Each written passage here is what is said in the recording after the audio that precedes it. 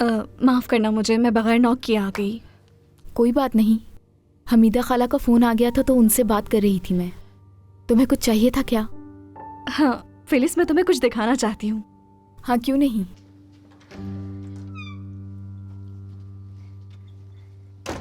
ज़ैनब, सादिया यहाँ क्यों आई थी तुम जानती हो?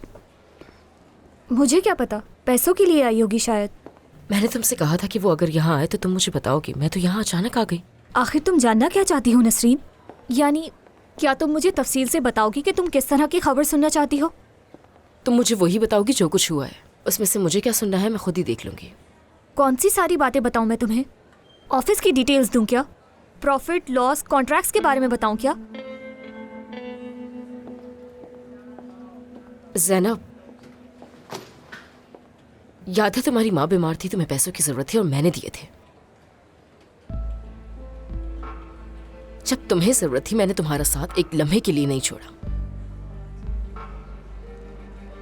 यहां तक कि आज तुम इस ऑफिस में खड़ी हो, ये भी मेरी मेहरबानी का नतीजा है। वरना क्या तुम इस काबिल भी हो? हाँ, तुम किसी काबिल नहीं थी।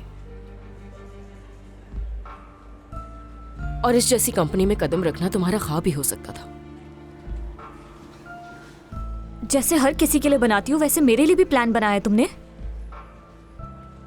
मुझे तुम्हें यहाँ अपना जासूस रखना था, इसलिए तुमने मुझे जॉब दिलवाई। अरे नहीं ज़ैनब, मेरे कहने का ये मतलब तो नहीं था। अपनी माँ के अलावा अगर मैं किसी पे भरोसा कर सकती हूँ तो वो तुम हो ज़ैनब, और तुम ये जानती हो।